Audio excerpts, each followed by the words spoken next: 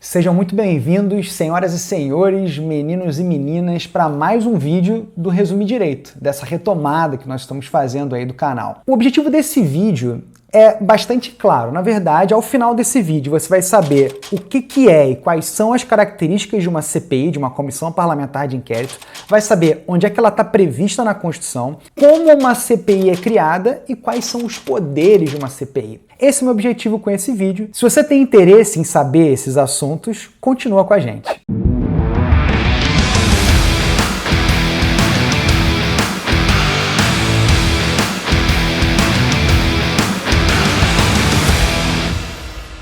Bom, pessoal, então o que é uma comissão parlamentar de inquérito? Antes da gente saber o que é e quais são as características de uma CPI, você precisa saber o que é uma comissão parlamentar. As comissões parlamentares são, claro, órgãos integrantes do Poder Legislativo. E você sabe que o Poder Legislativo tem duas funções típicas. O que são funções típicas? São aquelas funções que justificam a própria criação do poder. E quais são as funções típicas do Poder Legislativo, Saulo? Legislar, ele nasce para isso, e também fiscalizar os outros poderes. Essa função típica fiscalizatória ela é exercida a partir da atividade também da Comissão Parlamentar de Inquérito. A gente tem alguns tipos de comissões parlamentares, né? Vamos pensar numa primeira classificação quanto à composição. Quanto à composição, as comissões parlamentares, elas podem ser mistas. O que são as comissões parlamentares mistas, Saulo? São aquelas compostas por senadores e deputados. Por isso, mista. Ah, Saulo, então quando eu leio a CPMI, Comissão Parlamentar Mista de Inquérito, o que isso significa?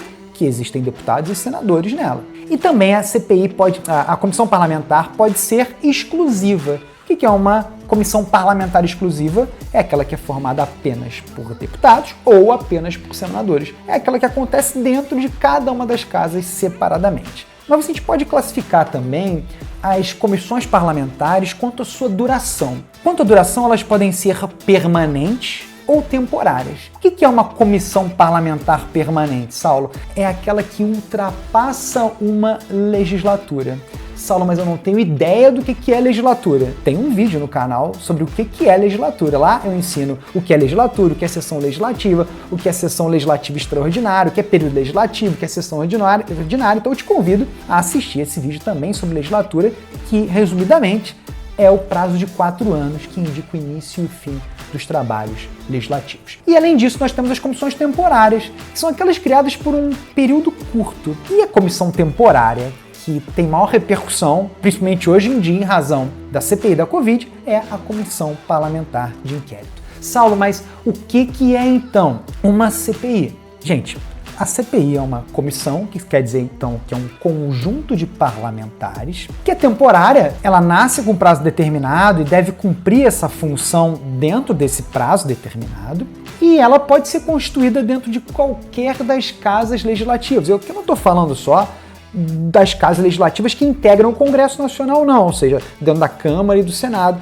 As CPIs podem ser criadas dentro das Assembleias Legislativas dos Estados, também dentro das câmaras municipais, da Câmara Distrital. A grande questão na verdade, o grande ponto que distancia elas, em alguma medida, é a matéria que elas tratam. E também as comissões parlamentares de inquérito de câmaras municipais não gozam de tantos poderes assim, não gozam, como eu vou falar, de poderes de instrução próprios de juízo, porque no município não tem poder judiciário. Mas vamos retomar. A Comissão Parlamentar de Inquérito é uma comissão, que é um conjunto de parlamentares.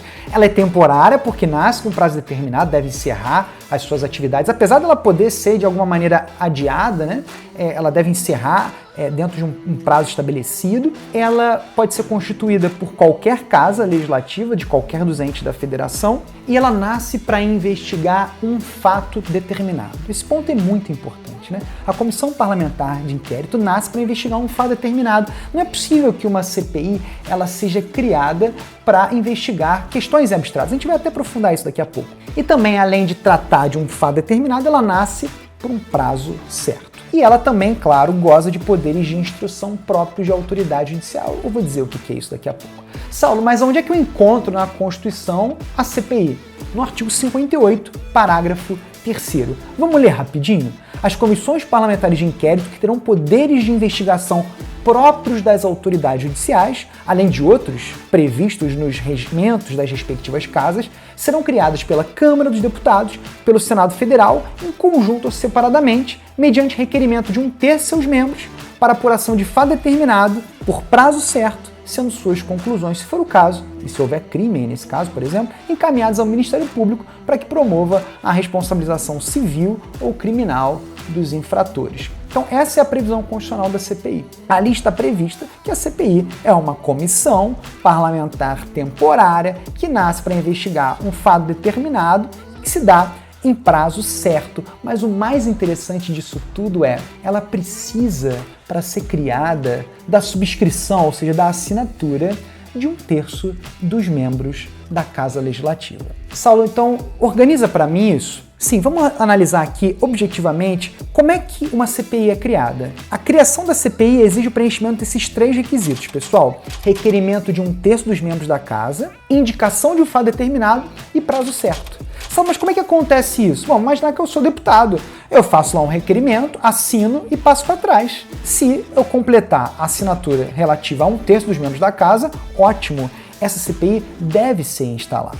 Pois bem, então vamos analisar cada um desses requisitos rapidamente, mesmo que eu já tenha antecipado alguma coisa para vocês, né? Primeiro requisito, requerimento de 1/3 de subscrição, de assinatura de 1/3 dos membros da casa. Vamos imaginar, o Senado Federal tem 81 membros, né? Nesse caso, é necessário 27 assinaturas para que, então, uma CPI seja instalada. A verdade, pessoal, é que a CPI ela é entendida como um direito subjetivo público das minorias parlamentares. Olha que coisa bonita, né? A CPI não precisa da aprovação da maioria da Casa Legislativa para operar. Ela nasce exatamente com esse objetivo, como um mecanismo de controle parlamentar dos demais poderes. Saulo, mas se o poder central tiver maioria na Câmara e no Senado, não tem problema algum, porque basta 1/3 dos membros da casa para que seja instalada uma CPI. Então veja, é um direito subjetivo público das minorias parlamentares. Isso é muito importante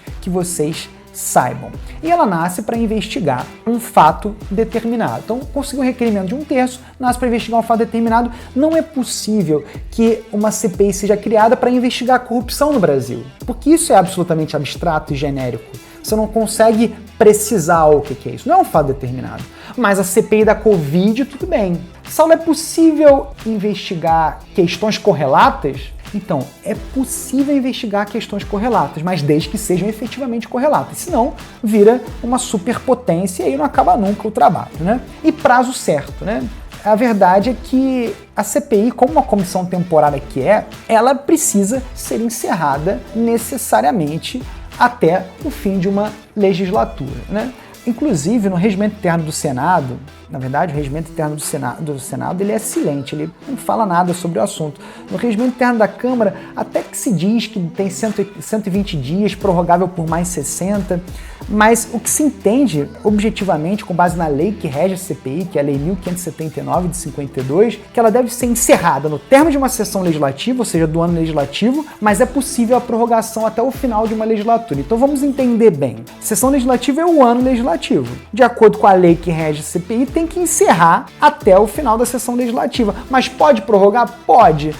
Mas ela só pode ser protraída até o fim da legislatura. Tá? Isso é muito importante que vocês saibam. Bom, você já sabe então que é um direito subjetivo público, você já está careca de saber. Isso, inclusive, pessoal, muitas discussões se deram sobre a possibilidade ou não do Supremo Tribunal Federal determinar a abertura da Comissão Parlamentar de Inquérito sobre a Covid. Assim, eu estou buscando um distanciamento total de questões de paixões políticas, né? Mas vamos analisar objetivamente. Se em todos os livros é dito que a CPI, e desde sempre isso foi assim, é um direito subjetivo público das minorias parlamentares, não é possível que isso seja, então, condicionado à vontade do presidente da casa. Já teve até um julgado passado, talvez de alguns anos atrás, do Supremo Tribunal Federal, que ele declarou a nulidade de um ato de uma Assembleia Legislativa, na verdade um presidente de uma Assembleia Legislativa, que disse o seguinte: olha, eu só vou abrir a CPI se a maioria do parlamento aceitar. O Supremo falou: não,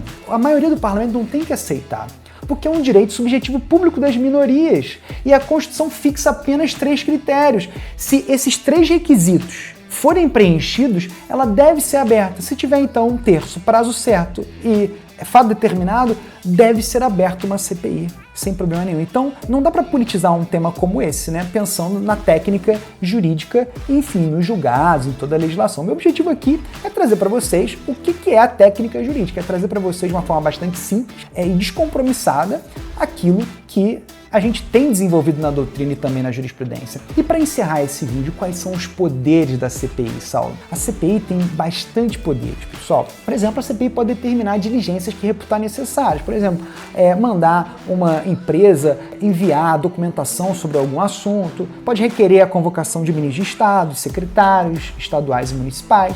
A tua pergunta pode ser, Saulo, a CPI pode requisitar ou convocar o presidente da República? Não, isso ele não pode. Ele pode convocar os ministros de Estado, mas o presidente da República ele não pode. Ele pode tomar o depoimento pessoal de qualquer autoridade, seja federal, estadual, municipal, pode ouvir investigados, inquirir testemunhas, requisitar da administração pública documentos, e a CPI da Covid acaba sendo um case bacana da gente estudar isso, né? Porque a gente viu ao vivo muitas coisas acontecendo ali. Algumas em excesso, outras respeitando aquilo que a legislação de regência traz. Também é possível efetuar prisões em flagrante, né, por crime praticado, na verdade, crime de falso testemunho. A doutrina admite, mas isso nunca tinha sido de alguma maneira aplicado de forma efetiva. E também pode realizar buscas e apreensões genéricas e não as domiciliares, porque há uma previsão constitucional, há uma reserva constitucional ali, reserva judicial expressa, né, no artigo 5º, inciso 11 da Constituição. E assim, pessoal, a gente encerra esse nosso vídeo do Resumo de Direito sobre CPI e eu espero você no próximo vídeo.